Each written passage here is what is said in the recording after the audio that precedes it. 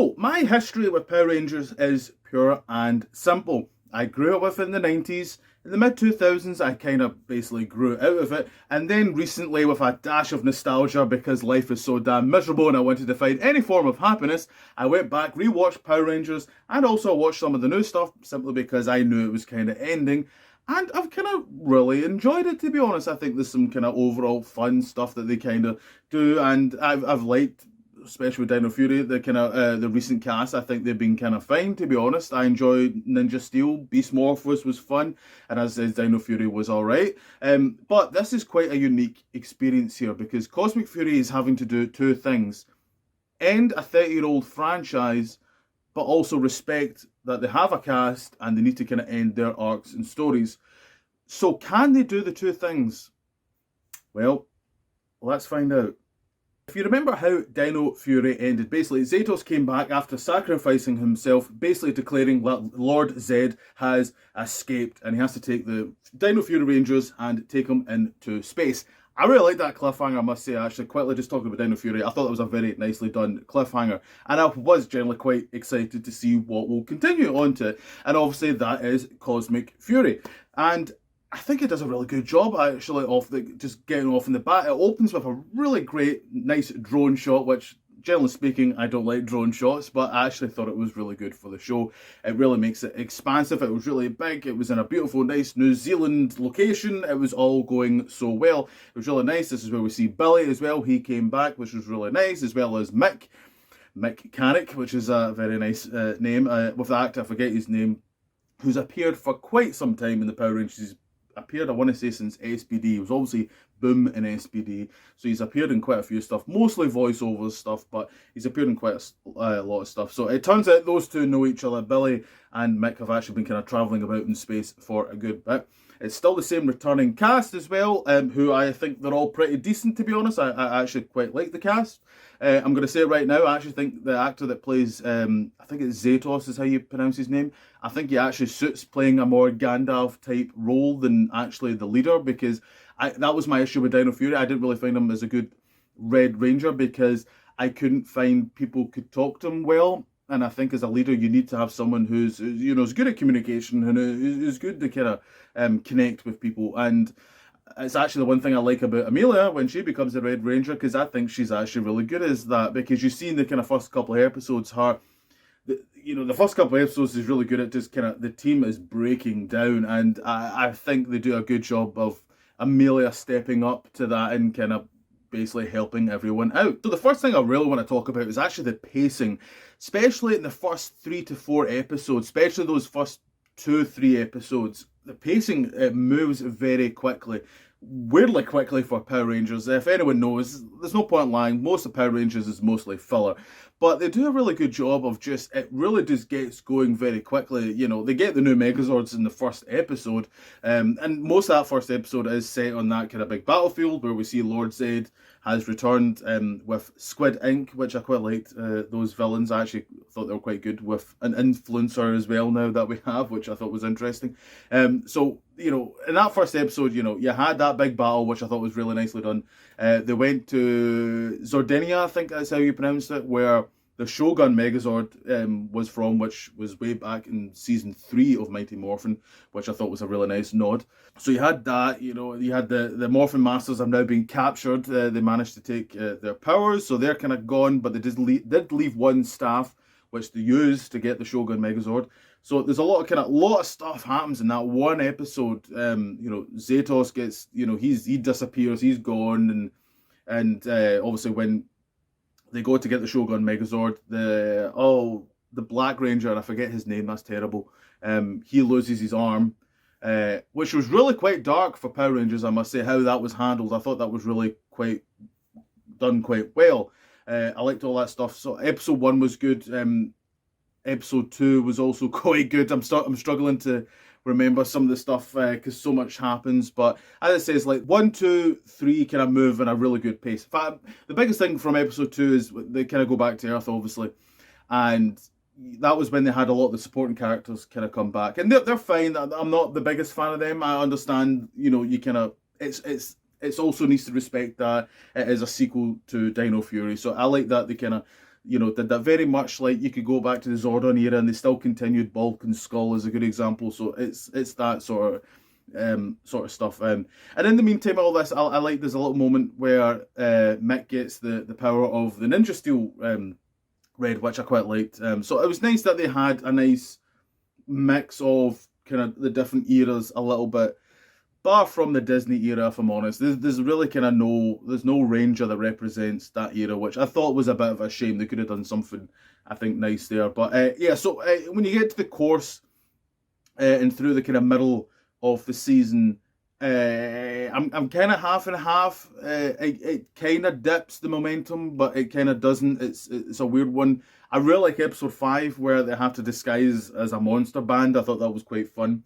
I quite enjoyed that. And in the course of all this as well, they learned that Fern was actually on the ship.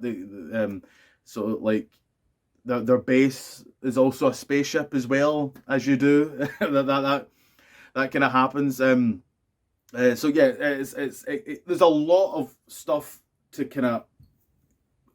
A lot happens in the season, and a very quick amount of time as well, where I feel like they could have maybe kind of kept stuff a little bit later. And when I mean about stuff later is the Heckle stuff, the Dark Ranger, Dino Charge Ranger. Now I'm not gonna lie, I wasn't really remembering his character well.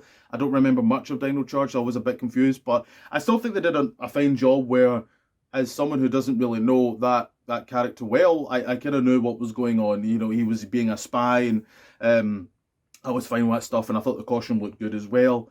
There was just, at this point, it goes really big. Like, it turns out that Lord Zed's army is kind of everywhere, but you don't really get that feeling. For me, I'm assuming it was more budget reasons. Like, they keep mentioning that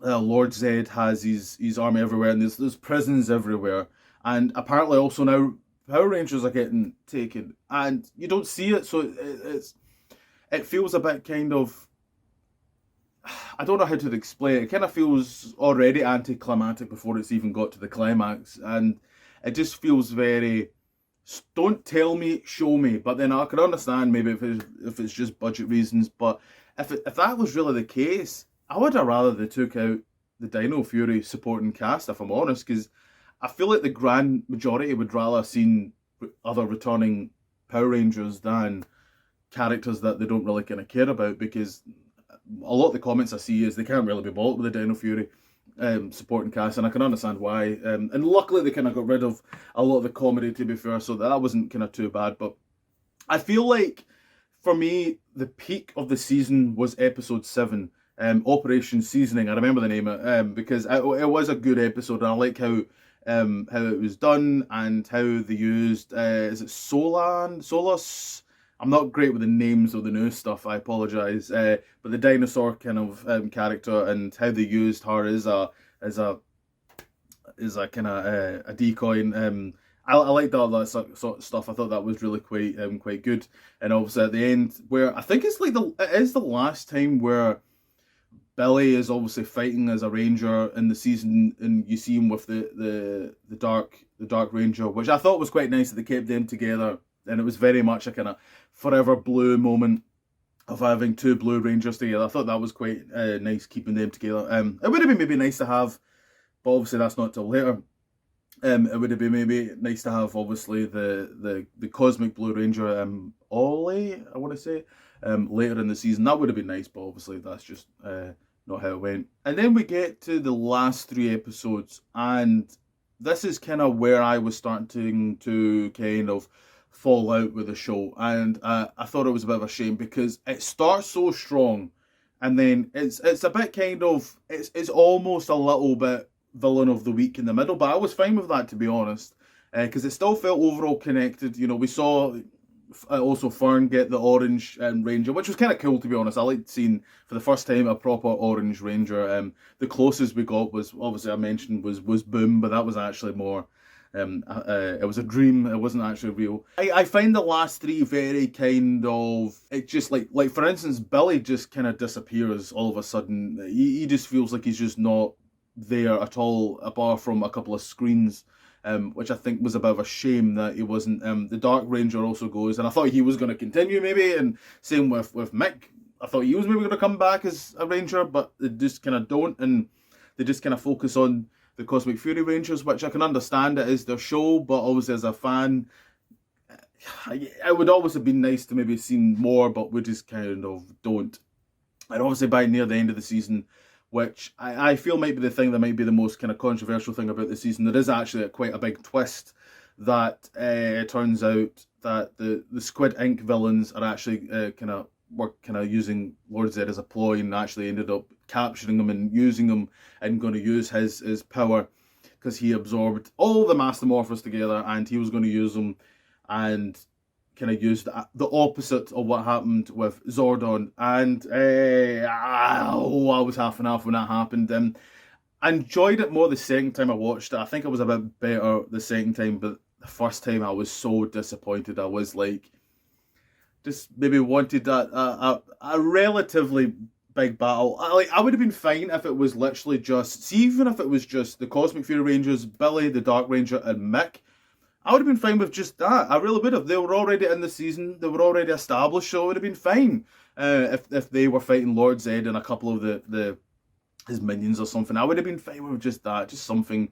But I guess it was something different, and I did kind of like when you saw Rita, and it does connect with the past that they placed him in his greatest nightmare, and it was being left with Rita for the rest of his life. I like that, to be fair, because it does kind of make sense. But and also in the last episode we do get some CGI Megazords, which I thought looked better than the Once and Always, to be honest, especially obviously because we did have the Dino Megazord that was obviously in that Once and Always, and we do see it in the finale, and I thought it did look a lot better, I must say. I thought that sequence was nice. You at least got that was I guess a good way to kind of represent all the Rangers. It just annoys me because in episode 9, Billy says, it's like, oh, if you just wait off, we could join together and have the biggest force from Power Rangers. And it feels like rating wise, don't make that setup if you're not going to pay it off. For me, I found it very weird why, and I felt like they constantly kept setting up, like, the Rangers are out there, oh, now they're in prison, they're everywhere, if you just hold on a little bit, we can all join together. I was just, I wasn't a big fan of how that was kind of dealt with. I would have, but that's just the dumb fan of me, that would have liked it. Probably, in terms of writing wise, this is probably a much smoother, nicer way to end this season, and I can understand it. But overall, it is a good season, I have to say. It's probably one of the best seasons in quite a while from Power Rangers. It's very, for the main cast, they all get something to chew on and get something really good stuff to work with. I really like Amelia as the Red Ranger. I thought she was actually really fantastic as a Red Ranger, far better than a lot of, I think, as it says, far better than Zetos. I liked a lot of the stuff. She was kind of my favourite, to be honest. I like when she kind of stepped up a bit. I liked that. And as I said, Lord Zed was fun to see, but he did feel a bit kind of downgraded. But again, is that not just Lord Zed in a nutshell? Because sadly, after season 2 of Power Rangers, he gets drugged by Rita, so he's in love with her. And then when the Machine Empire comes, he's on the run. So does it maybe fit with Lord Zed that he's a bit of actually a wuss? I don't know. You could maybe have an argument there. But yeah, overall, it was fun. There were some nice references. I like that they mentioned Newtown City, and Billy mentions, and so it kind of connects with SPD, that's how there's more aliens that have come to Earth. I kind of like that, even though it could contradict. I know some people say, because Brights, I think SPD acknowledged that there's actually been aliens there for quite some time, not just 2 years before 2025 is where SPD is set in. But yeah, overall, it was fun. I was a bit disappointed with certain elements. Could there maybe be I would like to see one more special, and it is actually a finale of the 30 years of this franchise, because if there isn't, why set up again an ending where is Zordon coming back? Because Billy was quite taken aback of the idea of that. But I'm going to say right now, I'm not going to lie, I don't know about anyone else, but I would actually watch the 30th anniversary Once and Always after Cosmic Fury now, because I feel like there's more reasons to watch it that way around. I think Once and Always does a better job at celebrating the 30 years as well. And it's just, there's certain moments where I feel like I think it would fit perfectly. Like a good example is Billy, to me, here learns that Zordon still could be still alive. So that makes sense why in Once and Always why he's so hell bent in trying to bring him back. I think that actually works much better in continuity wise, than having it in between two seasons, which, let's be honest, Cosmic Fury is meant to take place right after Dino Fury, so it would be a bit weird to just watch Dino Fury and go, oh, I'm going to now watch this, and then Cosmic Fury. I don't know if it would actually really gel well, so I might do a video about that, how I think that should work. And to be fair, you also did see the Yellow Ranger behind Billy in I think it was the last episode, and they didn't mention it if it was Trina or the new actress playing the Yellow Ranger, so it didn't really kind of matter. Also, so I think you could easily kind of work it in a way where it would work perfectly fine. But yes, overall, I enjoyed it. Should I do a ranking? I give it 8 ginger geeks. Oh, that's horrible, isn't it? Imagine being that. You don't want to be a ginger geek. It's a horrible life. But yes, if you enjoyed this, please like, share, and subscribe. That would be fantastic. More videos in the future. So until then, see you later.